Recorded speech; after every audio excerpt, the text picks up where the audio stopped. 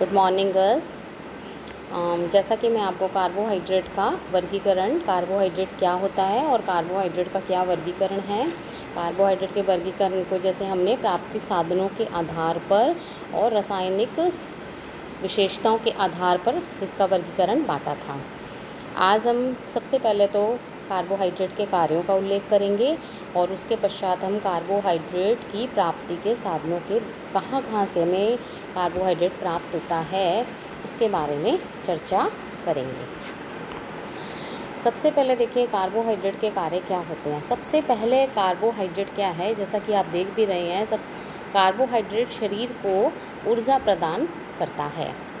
Carbohydrate का जो मुख्य काम है वो शरीर को ऊर्जा प्रदान करना है, शरीर की गतिविधियों को संचालित करने में और उनके विभिन्न कार्यों को संपादित करने में, जैसे कि चलना, दौड़ना, सीढ़ी चढ़ना, झाड़ू लगाना, घर के अनेक कार्यों को करने में कार्बोहाइड्रेट के लिए की ज़रूरत होती है और हमें ऊर्जा की आवश्यकता पड़ती है, जो कि हमें कहाँ से मिलती है, कार्बोहाइड्रेट से ही प्राप्त होती है। 1 ग्राम कार्बोहाइड्रेट प्रज्वलित होकर 4 किलो कैलोरी ऊर्जा प्रदान करता है। जब हम भोजन ग्रहण करते हैं तो पाचन क्रिया के पश्चात ये स्टार्च ग्लूकोज में टूट जाता है और ये ग्लूकोज रक्त वाहिनियों के द्वारा अवशोषित कर लिया जाता है, और जिससे कि रक्त में जो ग्लूकोज होता है उसका जो लेवल है वो 80 मिलीग्राम प्रति 100 ml होता है। जब शरीर में ग्लूकोज अधिक मात्रा में इकट्ठा हो जाता है तो यह ग्लूकोज ग्लाइकोजन में कन्वर्ट हो जाता है और ग्लाइकोजन जो है वो यकृत में जमा हो जाता है। तो कहने का है तात्पर्य कि मांसपेशियों में 200 से 250 ग्राम तक ग्लूकोज जमा होता है। जब हम किसी कारणवश शरीर में, जैसे उपवास की स्थिति में, हम कभी बीमार पड़ने की स्थिति में, हम कभी भोजन नहीं कर पाते, तो ये जो संचित जो ग्लाइकोजन होता है वो ही कन्वर्ट होकर ग्लूकोज में बदलकर हमें शरीर को ऊर्जा प्रदान करने में मदद करता है। दूसरा, प्रोटीन की बचत। प्रोटीन का मुख्य कार्य क्या है, शरीर की समस्त कोशिकाओं, ऊतकों, रक्त, मांसपेशियां और बाल, त्वचा आदि इनका निर्माण करना होता है और क्षतिग्रस्त टूटे फूटे कोशिकाओं और उनके ऊतकों की मरम्मत करना भी होता है। प्रोटीन क्या है, शरीर की वृद्धि और विकास के लिए अति आवश्यक होता है। प्रोटीन को शरीर की हम आधारशिला भी कहते हैं, परंतु कार्बोहाइड्रेट और वसा की अनुपस्थिति में शरीर की मांग के अनुसार प्रोटीन टूटकर ऊर्जा प्रदान करने का कार्य करता है। यानी कि प्रोटीन का जो मुख्य काम निर्माणात्मक है वह एक बार रुक जाता है, गौण हो जाता है और प्रोटीन ऊर्जा उत्पादक तत्व की तरह ऊर्जा देने लग जाता है।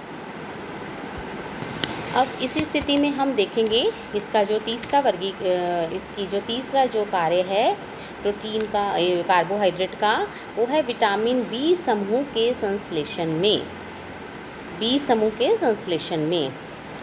विटामिन बी समूह के संश्लेषण में भी कार्बोहाइड्रेट की अपनी मुख्य भूमिका होती है। मनुष्य की जैसे छोटी आंत के जो कुछ जीवाणु उपस्थित होते हैं जो कि विटामिन बी समूह के संश्लेषण में सहायक होते हैं। कार्बोहाइड्रेट कैल्शियम के अवशोषण में भी सहायक होता है। कैल्शियम के अवशोषण और उसकी उपयोगिता बढ़ाने के लिए लैक्टोज की आवश्यकता पड़ती है और लैक्टोज शर्करा केवल दूध में ही पाई जाती है। दूध में ही कैल्शियम का भी भरपूर मात्रा होती है, अतः प्रकृति ने काफ़ी सोच समझकर दूध के साथ लैक्टोज, शर्करा, कैल्शियम और फास्फोरस का संयोग किया है।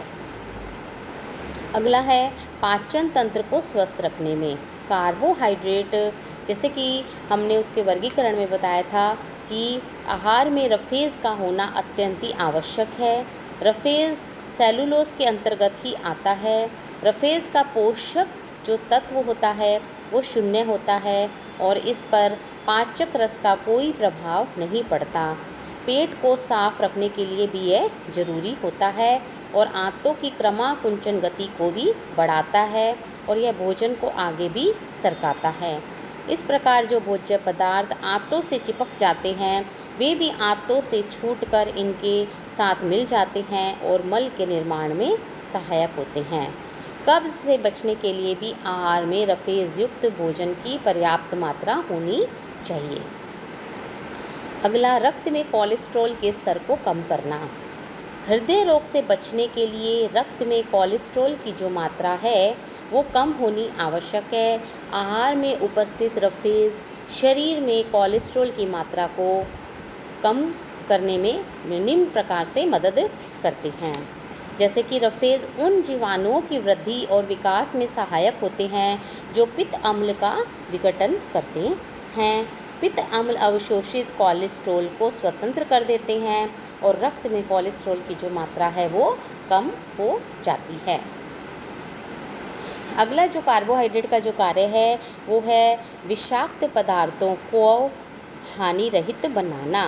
कार्बोहाइड्रेट कुछ विषाक्त जो पदार्थ होते हैं उनको हानि रहित बना देता है। जैसे कि पाचन क्रिया के दौरान ग्लूकोरोनिक अम्ल उत्पन्न होता है। ये अम्ल विषाक्त होता है और इस अम्ल को कार्बोज फिनोलिक हाइड्रोक्सिल समूह के साथ मिला देता है जिससे ग्लूकोरोनिक अम्ल का विषैला प्रभाव जो होता है वो नष्ट हो जाता है।